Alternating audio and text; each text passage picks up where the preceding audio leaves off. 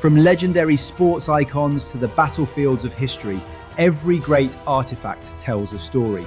Fragments of the past that refuse to be forgotten. Here at Antique Armory, we bring collectibles to life. The rise, ruin, and relics of Karl Dönitz. On May 8, 1945, printing presses across the globe roared to life, churning out the words the world had bled for 6 years to see. Nazis quit. But the man who ultimately authorized that surrender, the man who inherited the ashes of the Third Reich, was not a politician. He was not one of Hitler's infamous inner circle of political henchmen. He was a sailor, a Grand Admiral, a man who revolutionized naval warfare and brought the Allied forces to the brink of defeat from beneath the freezing waves of the Atlantic. His name was Karl Dönitz, and today we are tracing the incredible, chilling journey of the last leader of Nazi Germany, from his days as a captive in World War I to the commander of the deadly U-boat Wolfpacks to the Nuremberg trials. We will explore how a single signature ended a war and examine the rare surviving artifacts that bear witness to the fall of the Third Reich. To understand Karl Dönitz, you have to go back to the First World War. Born in 1891, he joined the Imperial German Navy as a young man. He served on cruisers in the Mediterranean before transferring to the terrifying, claustrophobic world of early submarines. In 1918, his submarine, the UB-68, suffered a catastrophic technical failure. Forced to surface, Dönitz was captured by the British and sent to a prisoner of war camp. Most men would consider a POW camp a dead end. Dönitz considered it a classroom. Sitting in captivity, he obsessed over why Germany's submarines were failing. He realized that a lone submarine was vulnerable. But what if submarines communicated? What if they hunted together, striking like a pack of wolves? This was the genesis of a naval doctrine that would later terrify the world. Rudel tactic, the wolf pack. When Adolf Hitler and the Nazi Party rose to power, they tore up the Treaty of Versailles and began to rebuild the German military. Dönitz was tasked with building a new, devastating submarine fleet. He championed the Type 7 U-boat, a vessel designed not for comfort, but for lethal efficiency. Dönitz famously claimed that if he were given a fleet of 300 of these U-boats, he could sever Britain's supply lines and strangle the island nation into submission. In September 1939, that theory was put to the ultimate test. World War II began, and Dönitz unleashed his iron wolves into the Atlantic. The Battle of the Atlantic would become the longest continuous military campaign of the war. For the first few years, Dönitz's U-boats operated with near impunity in what they called the happy time. Using Enigma machines to coordinate their attacks, the Wolfpacks would wait until nightfall, surface in the middle of Allied merchant convoys, and unleash a barrage of torpedoes. The destruction was apocalyptic. Millions of tons of vital supplies, food, fuel, and ammunition were sent to the bottom of the ocean. The United Kingdom was brought to the edge of starvation.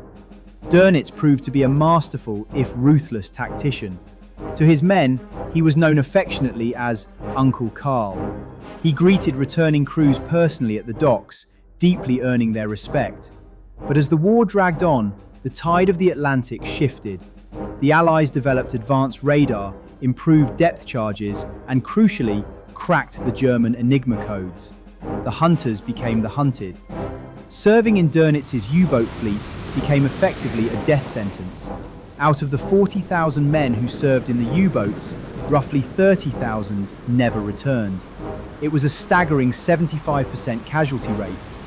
The tragedy reached Dönitz's own doorstep. Both of his sons, Klaus and Peter, served in the Navy. Both were killed in action. Yet despite the unimaginable personal loss and the total collapse of the German war effort, Dönitz remained fanatically loyal to Adolf Hitler. It was this blind, unwavering loyalty that would catapult him to the highest office in the land in the war's final chaotic days. By April 1945, Berlin was surrounded by the Soviet Red Army. Inside his underground bunker, Adolf Hitler realized the end had come. Hearing that his most trusted political deputies, Hermann Goering and Heinrich Himmler, had attempted to negotiate secret surrenders, Hitler expelled them from the party. In his final political testament, dictated just hours before his suicide, Hitler shocked everyone. He named Grand Admiral Karl Dönitz as his successor, the new president of Germany and supreme commander of the armed forces. Dönitz, stationed in the northern town of Flensburg, suddenly found himself the head of state of a shattered, dying empire. He held this title for just 23 days. He harbored no illusions about winning the war. His sole, desperate objective was to keep the military fighting in the east just long enough to evacuate millions of German soldiers and civilians away from the vengeful Soviet forces, allowing them to surrender to the American and British forces in the west. Under his brief command, the German Navy executed Operation Hannibal, one of the largest emergency naval evacuations in human history, ferrying hundreds of thousands of refugees across the Baltic Sea. But the clock had run out. On May 7, 1945, Dönitz authorized his representative to sign the unconditional surrender of German forces at Reims. The war in Europe was over. The headlines blared. The Nazis had quit. A little over 2 weeks later, Allied forces arrested Dönitz and the rest of the Flensburg government. He was stripped of his rank and transported to Nuremberg to stand trial alongside the surviving architects of the Third Reich. At the Nuremberg trials, Dönitz was a complex figure.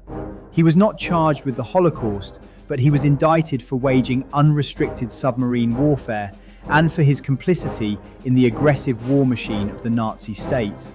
In a fascinating twist of history, his defense team successfully introduced an affidavit from American Admiral Chester Nimitz, who testified that the United States had used the exact same unrestricted submarine tactics in the Pacific against Japan.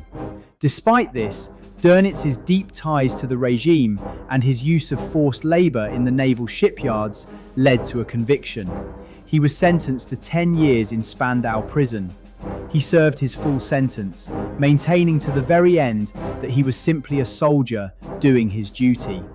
Released in 1956, he retired to a quiet village in West Germany, writing his memoirs and living in obscurity until his death in 1980. Karl Dönitz was the last Grand Admiral, the last leader of the Third Reich, a man whose tactical genius nearly won a world war and whose signature officially lost it. When you study history, it can feel distant, but the artifacts left behind bridge the gap between the past and the present. Here at Antique Armoury, we are proud to preserve and share a profound pairing of historical relics that perfectly encapsulate the end of the Second World War. First, an incredibly rare, authentic photograph of Grand Admiral Karl Dönitz in full naval uniform, bearing his original, handwritten signature. This isn't a stamp or a facsimile, it is the real ink from the pen of the man who briefly ruled Germany after Hitler's death. Coupled with this signature is an original, complete 1945 newspaper featuring the bold, massive headline, "Nazis Quit." The paper is a genuine time capsule, preserved from the very day the world celebrated the triumph of freedom over tyranny. To see this authentic newspaper alongside the signature of the man who orchestrated that surrender is to witness a complete, tangible narrative of the 20th century's most defining moment. History is waiting to be held. Many thanks for watching. If you love the history behind these historical items, please subscribe and share. Find out more at antiquearmoury.com.